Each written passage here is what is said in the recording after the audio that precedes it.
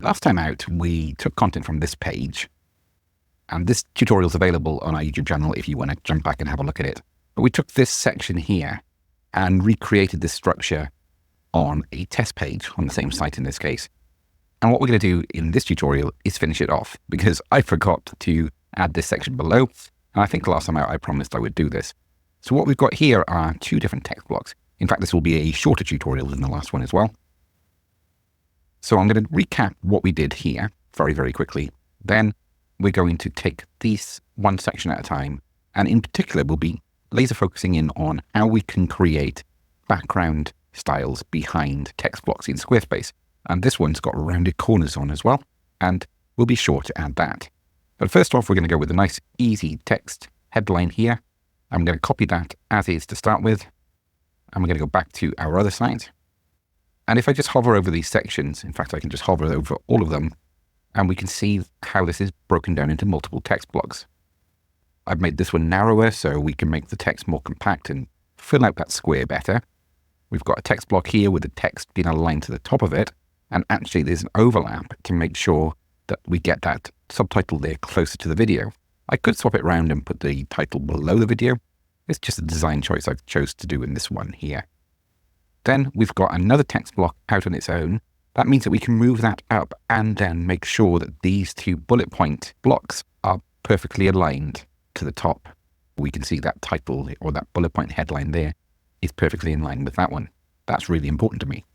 So now we're going to create a bit more space. So I can click on this little blue block here and we can bring a few more rows there to create ourselves some space at the bottom of this section. And now we're going to go and add a text block by the button on the top left-hand corner.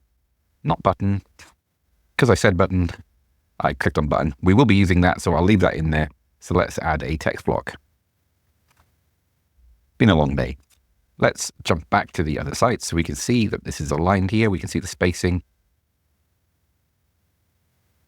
And let's go for that effect.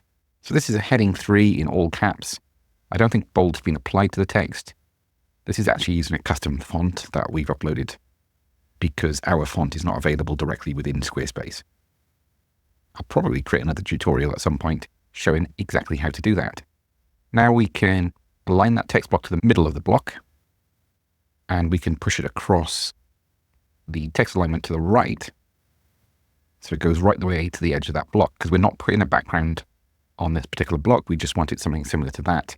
So we want it aligning here. So when we go and put the next text block, so I'm going to switch over, I'm just going to copy that text. Of course, you can bring your content in from whatever source you want. I'm going to move the button down. So we don't need to use that block every time. If we've got a content block, or button block in this case, that you can just push it down to create yourself some more breathing space. Now I'm going to add a new block. And this time, once again, it's going to be a text block. And I don't want to do that. I'm actually working on my MacBook. I'm doing all of this editing with a touchpad.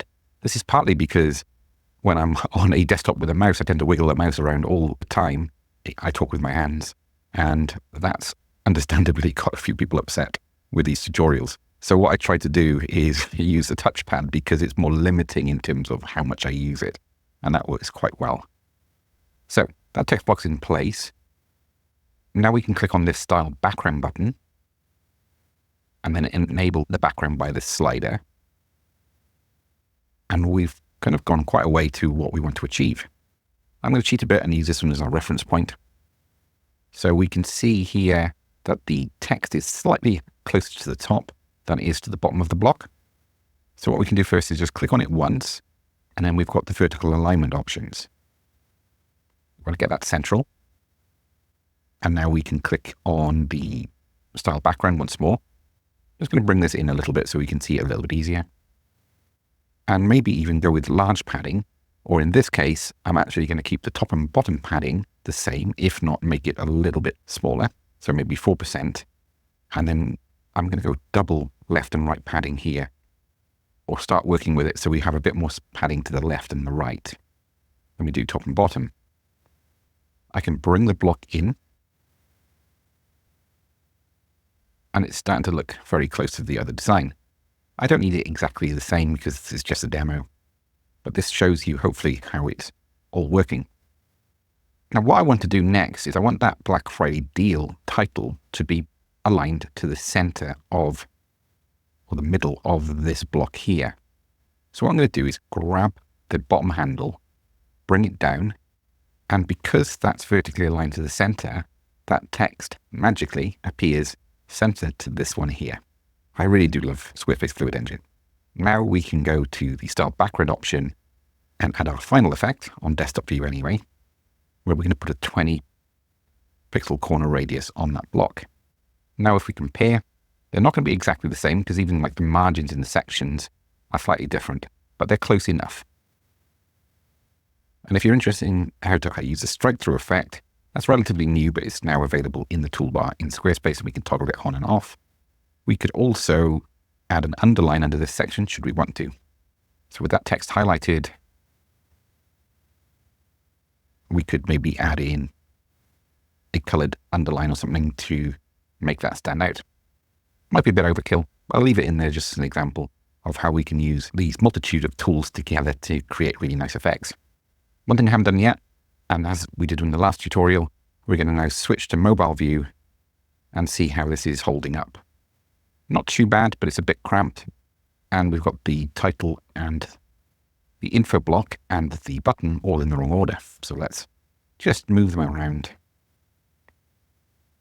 I could just bring this across. One thing we can't do on desktop and mobile independently is change the text alignment.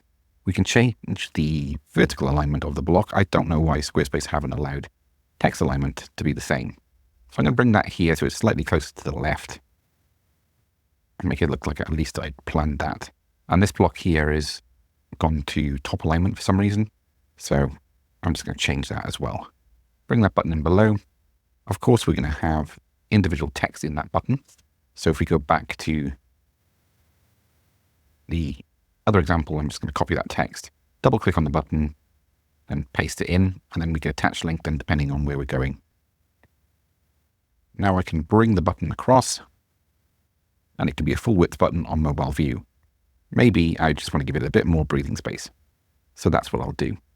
But ultimately, all of these changes are independent of desktop. So it's nice that we can really drill down and create bespoke looking layouts.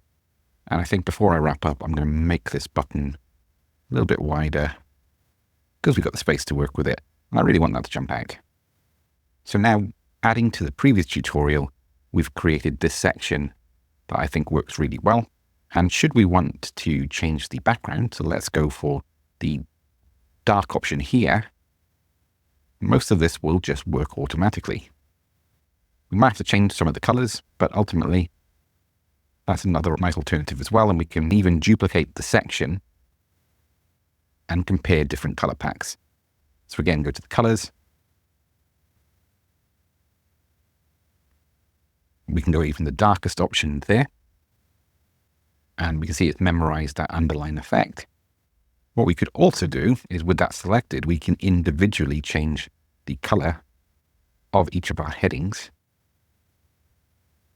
so that they bring in our brand color. It's a balancing act. We don't want to go over the top, but that could look quite nice. Or we could try that one, or we could have kept the original one on the whiteboard or light silver background to see how they look. But once we've got that layout and design that we're happy with, we can then save it as a favorite, meaning that we can reuse this design on other pages without having to go through this 10-minute ordeal that I've just been through with you. And if you want to find out more about how to get the most from Squarespace, I've been working with it for over a decade and I'm a big fan of Fluid Engine, as I've probably said many times in this video. Or if you want personal access to me and my team at Pixelhaze Academy, we work with Squarespace every single day because we still have a successful studio where we're building between 5 and 10 new websites every single month. And some of these websites can range from 3 or 4 page brochureware sites right the way up to 200 page e-commerce platforms. And by joining our coaching community on School with a K, we run 5 support sessions every single week supporting our clients, but also members of the community. If you jump into one of those calls, you get a minimum of 10 minutes one-to-one time with myself and my team. I've left some information in the description, but if you just want free tutorials like this and work on your own pace, I have no plans in slowing down anytime soon. Subscribe to this channel and I'll create more videos for you. Catch you next time.